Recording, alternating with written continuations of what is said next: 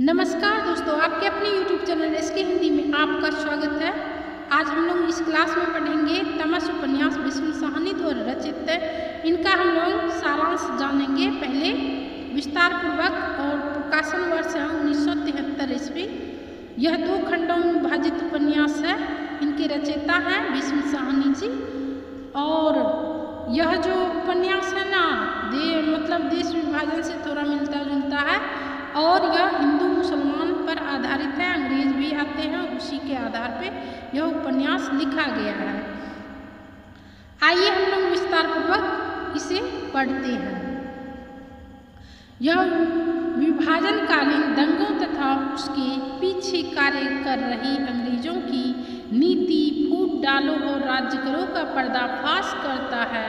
केंद्र स्थल तत्कालीन पंजाब के पश्चिमी भाग अर्थात मुसलमानों का बाहुल्य स्थल। उपन्यास में सिर्फ 5 दिन की घटनाओं को चित्रित किया गया है। उपन्यास का मुख्य उद्देश्य अंग्रेजों द्वारा सांप्रदायिक दंगे की भूमिका प्रस्तुत करना और दंगों के परिणाम स्वरूप भीषण विनाश का दृश्य प्रस्तुत करना है। विष्णु साहनी ने अपनी आत्मकथा आज के अतीत में तमस उपन्यास के संबंध में यह कहा है। मुझे ठीक से याद नहीं कि कब बम्बई के निकट भिवंडी नगर में हिंदू मुस्लिम दंगे हुए, पर मुझे इतना याद है कि उन दंगों के बाद मैंने तमस लिखना आरंभ किया था। भिवंडी नगर बुनकरों का नगर था। शहर के अंदर जगह जगह खड्डियाँ लगी थी। उनमें से अनेक बिजली से चलने वाली खड्डियाँ थी, पर घरों को आग की नज़र करने से खड्डियों का धातु बहुत कुछ पिघल गया था। गलियों में घूमते हुए लगता हम किसी प्राचीन नगर के खंडहरों में घूम रहे हो, पर गलियाँ लांघते हुए अपने कदमों की आवाज़, अपनी पदचाप सुनते हुए लगने लगा जैसे मैं यह आवाज़ पहले कहीं सुन चुका हूँ। चारों ओर छाई चुप्पी को भी सुन चुका हूँ। अकुलाहट भरी इस निर्भरता का अनुभव भी कर चुका हूँ। सुनी गलियाँ लांघ चुका हूँ, पर मैंने यह चुप्पी और इस वीरानी का ही अनुभव नहीं किया था। मैंने पैरों पर बैठे गिद्ध और चीलों को भी देखा था।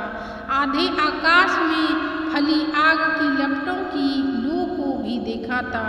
गलियों सड़कों पर भागते कदमों और रोंगटे खड़े कर देने वाली चिल्लाहटों को भी सुना था और जगह जगह से उठने वाले धर्मान्य लोगों के नारे भी सुने थे, चित्कार सुनी थी। कुछ दिन तक बम्बई में रहने के बाद मैं दिल्ली लौट आया। आमतौर पर मैं शाम के वक्त लिखने बैठता था। मेरा मन शाम के वक्त लिखने में लगता है, ना जाने क्यों। पर उस दिन नाश्ता करने के बाद मैं सुबह सवेरे ही मेज पर जा बैठा। यह सचमुच अचानक ही हुआ, पर जब कलम उठाई और कागज सामने रखा तो ध्यान रावलपिंडी के दंगों की ओर चला गया। कांग्रेस का दफ्तर आंखों के सामने आया। कांग्रेस के मेरे साथी एक के बाद एक योगी रामनाथ, बासी जी, बाली जी, हकीम जी, अब्दुल अजीज, मास्टर अर्जुन दास गया। उनके चेहरे आंखों के सामने घूमने लगे। अजीज जर्नेल डूबता चला। इस उपन्यास में आज़ादी के ठीक पहले का पंजाब और सांप्रदायिकता भय के अंधेरे में डूबे हुए चंद दिन धार्मिक जड़ता को इस्तेमाल करती पूंजीप्रस्त राजनीति और उससे रंजित हजारों बेकसूर लोग, सुअर और गाय को बचा लेने का पुण्य और उसी के लिए होती हुई मनुष्य की हत्याएं, इस दंगे फसाद के पीछे खतरनाक मस्तिष्क। मुराद अली के माध्यम से अंग्रेज डिप्टी कमिश्नर रिचर्ड नथू से सुअर मरवा कर मस्जिद की सीढ़ियों पर डलवा देता है। यहीं से जो है ना मेन मुद्दा शुरू हो जाता है। सूअर मरवा करके मस्जिद का सीढ़ी में फेंकता है ना, यहीं से शुरू हो जाता है इसका दंगा फसाद। प्रतिक्रिया स्वरूप मुसलमान गाय को काटकर धर्मशाला के सामने फेंक देते हैं। परिणाम स्वरूप सारे शहर और फिर उसके पश्चात कस्बे और ग्रामों में भीषण सांप्रदायिक दंगा फैल जाता है। डिप्टी कमिश्नर इसे रोकने का कोई प्रयास नहीं करता है। जब भीषण नरसंहार हो चुकता है तभी शांति व्यवस्था का प्रयास किया जाता है। पुलिस की चौकियाँ चौकियाँ बिठाई जाती है। अमन कमेटी की स्थापना कराई जाती। मीटिंग सारी घटना पर अंत में उपन्यासकार यही निष्कर्ष निकालता है कि फिसाद कराने वाला भी अंग्रेज, फिसाद रोकने वाला भी अंग्रेज, मूर्खों मारने वाला भी अंग्रेज, रोटी देने वाला भी अंग्रेज, घर से बेघर करने वाला भी अंग्रेज, घरों में बसाने वाला भी अंग्रेज। उपन्यास का सारांश अब शुरू होता है जो कि इस प्रकार है। पंक्तियाँ। उपन्यास की कहानी एक सूअर को मारने के दृश्य से शुरू होता है। यहीं से होता है ना, हम बोले थे ना, वो सूअर मार करके फेंक देता है ना मस्जिद की सीढ़ी में, तो वहीं से शुरू हो जाता है। सूअर मारने वाला व्यक्ति नत्थू मुराद अली सालोतरी साहिब का नौकर नत्थू सालोतरी साहब को डॉक्टरी परीक्षण के लिए एक मृत सूअर की आवश्यकता थी। सालोतरी का नौकर मुराद अली, मतलब डॉक्टरी में जो पढ़ाई करता है ना, उसको मरा हुआ सूअर चाहिए था सीखने के लिए डॉक्टरी। सूअर मारने के लिए नत्थू के हाथ में 5 का चमचमाता हुआ नोट दे दिया।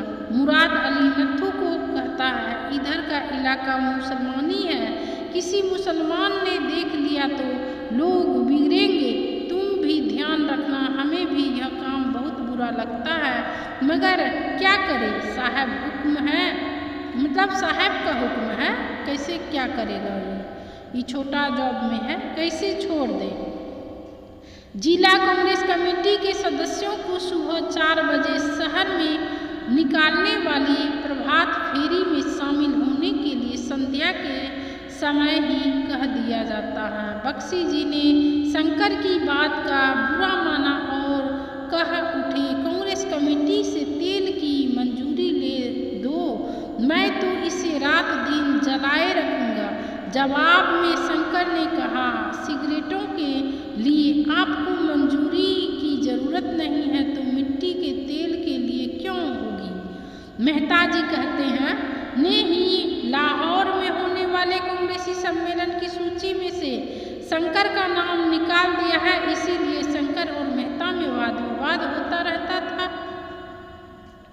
मास्टर रामदास गोसाई जी का निर्णय सुनते ही कहते हैं, आज प्रभात फेरी नहीं होगी क्योंकि इमाम दीन के मोहल्ले के पीछे की गलियां साफ करनी है। नत्थू ने किसी तरह सूअर को एक कोठरी में बंद कर दिया, लेकिन सूअर मारने की बात का किसी को भी पता नहीं लगनी चाहिए थी। सूअर मारना उसे बहुत मुश्किल लग रहा था, परंतु मुराद अली को दी हुई बात और उसका दिया हुआ 5 रुपये का चमचमाता नोट नत्थू की आंखों में के मतलब ने नहीं होगा के सामने आ जाता था।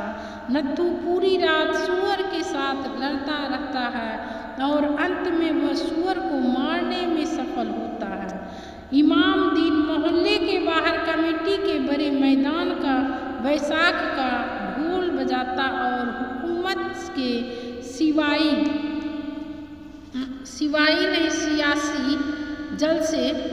सियासी जलसे हुआ करते थे तथा बेलन पार्टी, मुस्लिम लीग और कांग्रेस के भी जलसे हुआ करते थे। नत्थू इमाम दीन मोहल्ले के बाहर कमेटी के बड़े मैदान पर बैठा बीड़ी पी रहा था। उस वक्त नत्थू मुराद अली के बारे में सोच रहा था। ठीक उसी वक्त उसके सामने से 8-10 लोग गांधी टोपी पहनकर निकल गए। उन्हीं में से एक ने वंदे मातरम का नारा लगाया। फिर दूसरी गली में से इससे पाकिस्तान जिंदाबाद का नारा नत्थू के कान में गूंजने लगा। रिचर्ड की पत्नी लीजा को भारत देश अच्छा नहीं लगता, इसी कारण वह कभी कभी इंग्लैंड जाया करती है। लीजा रिचर्ड से पूछती है, मैं तो अभी तक हिंदू और मुसलमान को अलग अलग से पहचान भी नहीं सकती, तुम पहचान लेती हो रिचर्ड कि आदमी हिंदू है या मुसलमान। रिचर्ड एक राजनीतिक होशियार प्रशासक है। अंत में गोसाई जी की बात मान ली गई और सभी कांग्रेस कमेटी के सदस्य मिलजुल कर नालियों की सफाई के कार्य में जुट गए। सफाई का कार्य समाप्त होने ही वाला था, उसी वक्त मोहपाल चिल्लाते हुए बोल उठा कि मस्जिद की सीढ़ी पर किसी ने सुअर को मारकर फेंक दिया है। इस स्थिति को देखते हुए कांग्रेस कमेटी के सचिव बख्शी जी ने किसी भंगी को बुलवाकर सुअर को मस्जिद की सीढ़ी से हटा देने की नसीहत देते हैं, पर तो कुछ लोग इनकी बात से सहमत हैं और कुछ नहीं। अंत में कांग्रेस कमेटी के सदस्य जनरल और बख्शी जी मिलकर सुअर को वहां से निकाल फेंक देते हैं।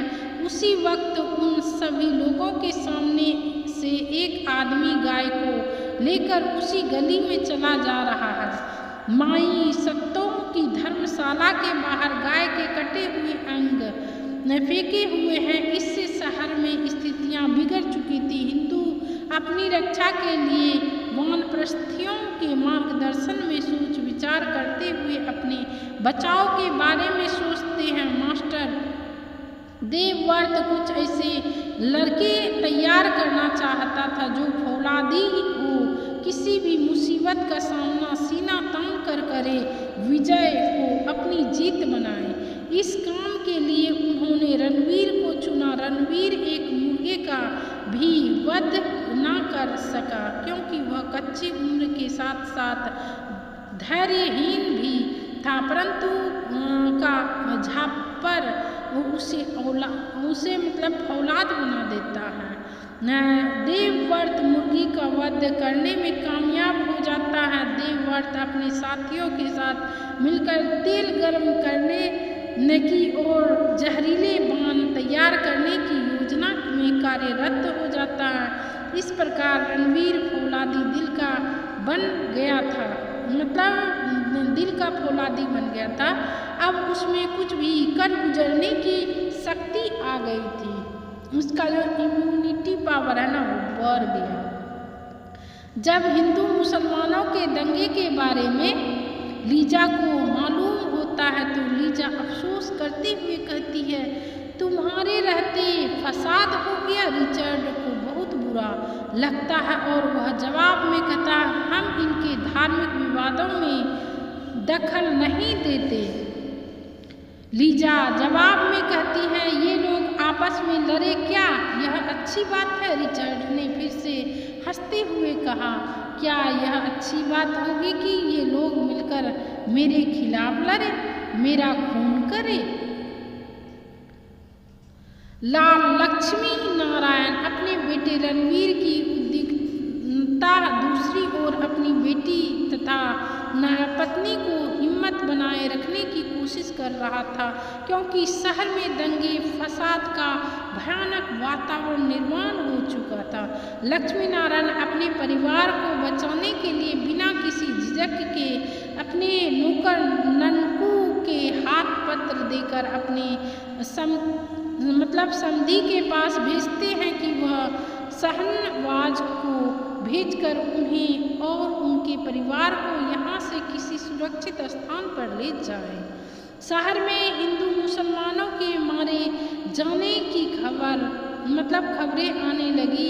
ऐसे माहौल में रघुनाथ घबरा कर अपना मकान छोड़कर दूसरे मोहल्ले में मकान खरीद लेता है। इस बात का पता शहनवाज को चलता है तो वह मुसलमान होते हुए भी अपनी सारी सीमाओं को तोड़ते हुए अपने दोस्त रघुनाथ से मिलने जाता है और उनके समाचार की खबर लेता है। रघुनाथ और शहनवाज में वार्तालाप होता है। मतलब दोनों दोस्त में बातचीत होता है। देवदत्त और उसकी कम्युनिटी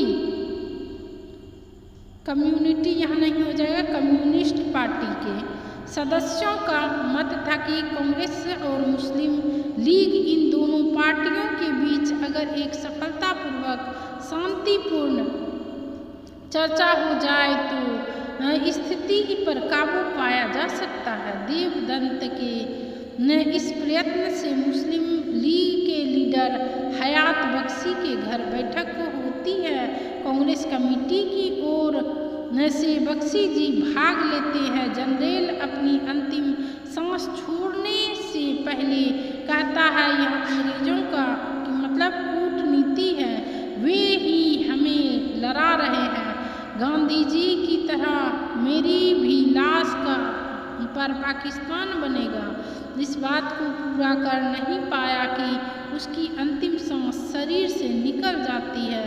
एक इत्र बेचने वाले लड़के के पेट में चाकू भोंक दिया। इंद्र नामक लड़के ने इस प्रकार की घटनाओं को देख सुनकर नत्थू स्वयं को इस फसाद का सबसे बड़ा अपराधी मानता है।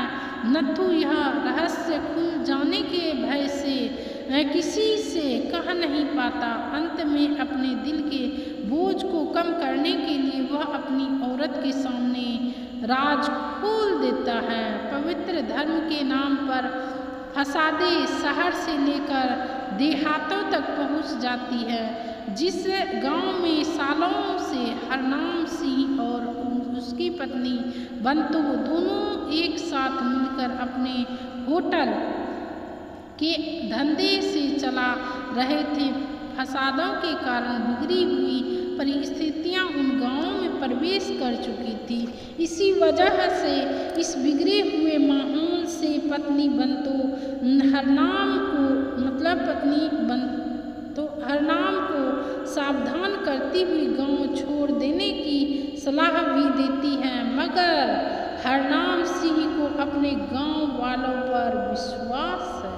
हरनाम सिंह के मित्र करीम खान उस गांव में हरनाम सिंह का ही एक सिख परिवार था, जिस पर हरनाम सिंह ने भरोसा रखा था।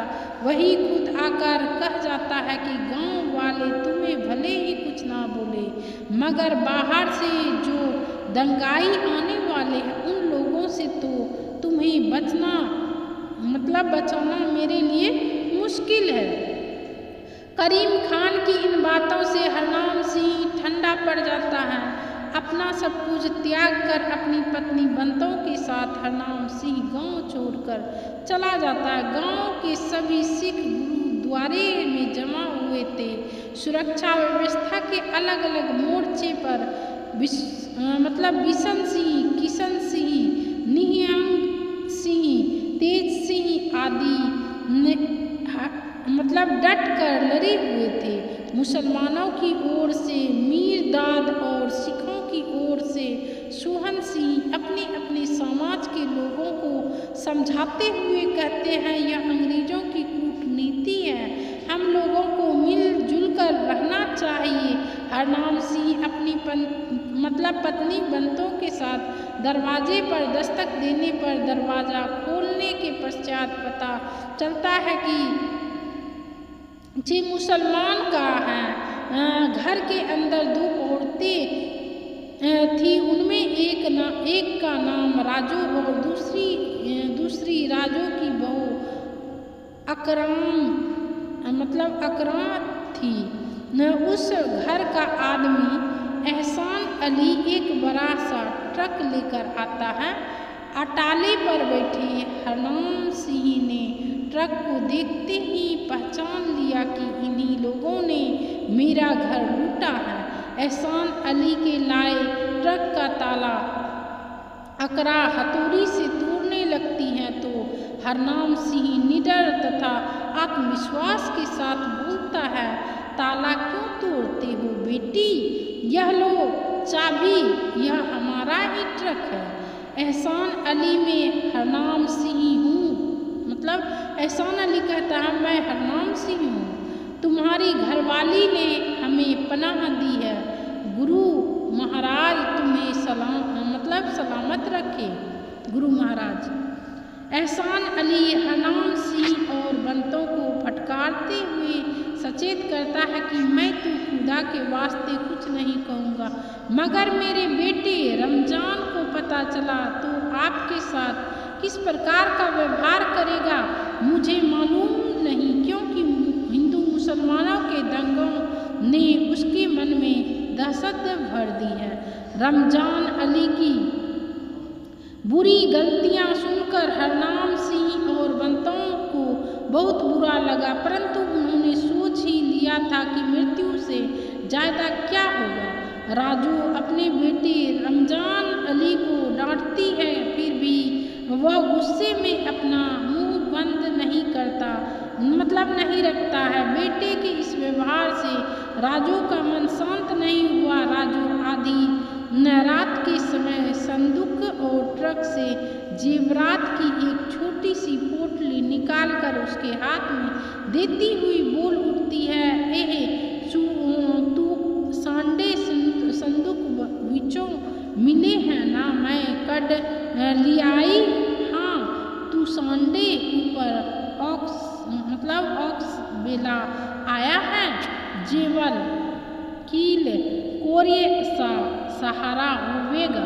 मतलब ये जो भाषा है ना अलग है, अर्थात ये तुम्हारे ट्रक में, हिंदी में मैं समझा, में से मिले हैं, तुम्हारे 2 गहने हैं, मैं निकाल लाई हूँ, तुम्हारे आगे कठिन समय है, पास में 2 गहने हुए तो सहारा मतलब रहे। कहते हुए राजू उन दोनों को गांव की उस हद तक छोड़ने गई जहां तक वह विशेष खतरा महसूस करती है।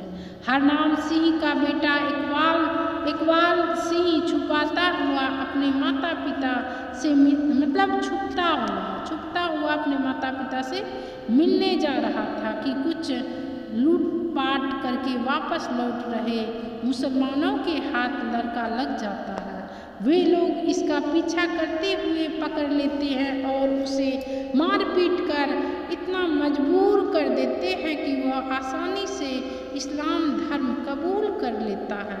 सिखों की औरतें कुएं में कूदकर अपनी जानें दे रही थी। सबसे पहले जसवीर कौर कुएं में कूदी थी, उसके बाद सिख स्त्रियों का झुंड कुएं में कूदने लगा। एक हिंदू लड़की पर तुर्की की टोली के झपट पड़ते ही वह लड़की अपने बचाव के लिए भागने की कोशिश करती है, परंतु वह लड़की भय से भाग नहीं पाती। उस टोली के 8-10 लोग उसे एक साथ दबोच लेते हैं। प्रत्येक व्यक्ति उसकी असमत लूट लेता है। जब सब सर्वनाश हो चुका था, उन लाशों के नोच कर खाने के लिए आकाश में बहुत सारी चीलें, कच्चे और गिद्ध उड़ने लगे थे। प्रत्येक मोहल्ले में रिलाफ कमेटी नियुक्त की गई है और जान माल की हुई क्षति की जानकारी ली जा रही है। इसी बीच रिचर्ड अपनी पत्नी लीजा को बिगड़ी हुई इस हालात को दिखाने के लिए अपने साथ ले जाना चाहते हैं, तो लीजा अपने पति से इस प्रकार कहती है, मुझे जलते गांव की सैर कराओगे? मैं कुछ भी नहीं चाहती, कहीं भी जाना नहीं चाहती। तुम कैसे जीव हो रिचर्ड?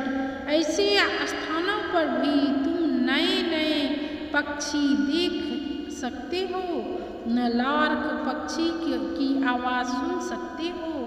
नकाबपोशी रिचर्ड लीजा की इस बात पर ध्यान दिए बिना ही हंसता है, तो रिचर्ड की भावना लीजा को बुरी लगती है। जवाब में रिचर्ड ने कहा, यह मेरा देश नहीं है, ना ही ये मेरे देश के लोग हैं।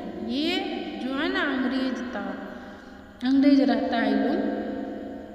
हरनाम सिंह अपने बेटे की तलाश में व्याकुल था। हिंदू महिला से अल्लाह रखा नामक एक मुसलमान ने जबरदस्ती विवाह कर लिया था। किसी का बेटा लापता था तो किसी की बेटी। अमन कमेटी अपने कार्य में कमेटी द्वारा ही हिंदू मुसलमानों के जान माल के नुकसान का पता लगाया जा रहा था। कांग्रेस और मुस्लिम लीग दोनों करीब गए सियासी कूटनीति को बखूबी जान चुके थे, फिर भी हिंदू मुसलमानों के मोहल्ले से अपना घर तथा संपत्ति बेचकर हिंदुओं के मोहल्ले में अपना घर बना रहे थे और मुसलमान हिंदुओं के मोहल्ले से निकलकर दूसरी ओर चले आ रहे थे। कांग्रेस कमेटी के सचिव बख्शी जी और मुस्लिम लीग के हयात बख्श जैसे अच्छे लोग आपस में मतभेदों को बुलाकर पूरे शहर में शांति बनाए रखने के लिए और एक दूसरे के प्रति विश्वास पैदा करने के लिए शहर के चारों ओर कमेटी कम्युनिस्ट और मुस्लिम लीग जगह जगह घूमकर अमन कायम करने की याचना कर रहे थे। नत्थू इस फिसाद में मारा गया था। मेन था क्या? नत्थू ही था जो कि सीढ़ी में फेंक दिया था सुअर मार करके 5 रुपया के कारण। ये 5 रुपया एक डॉक्टर दे दिया था कि सुअर मार करके लाओ, उससे जो है ना पढ़ाई करेंगे। इसको जो है ना विस्तार पूर्वक नहीं बताया गया है। यहाँ पे आप लोगों को सारांश बताया गया है इस उपन्यास का और संक्षिप्त परिचय बताया गया है। यह उपन्यास जो है ना बहुत बड़ा उपन्यास है। मैं किसी और दिन के क्लास में इसे पूरी तरह से पढ़ाऊंगी। वीडियो पसंद आए तो लाइक करें, अपने मित्रों के बीच वीडियो को अधिक से अधिक शेयर करें ताकि सभी विद्यार्थियों को इस वीडियो का लाभ प्राप्त हो सके। वीडियो से संबंधित कमेंट करें, वीडियो पसंद आए तो लाइक करें। और भी वीडियो देखने के लिए इच्छुक है हिंदी विषय, सामान्य हिंदी, कंप्यूटर और पर्यावरण से संबंधित मोटिवेशनल वीडियो, तो आप हमारे चैनल के प्लेलिस्ट में आकर देख सकते हैं। मिलती हूँ नेक्स्ट वीडियो में। धन्यवाद।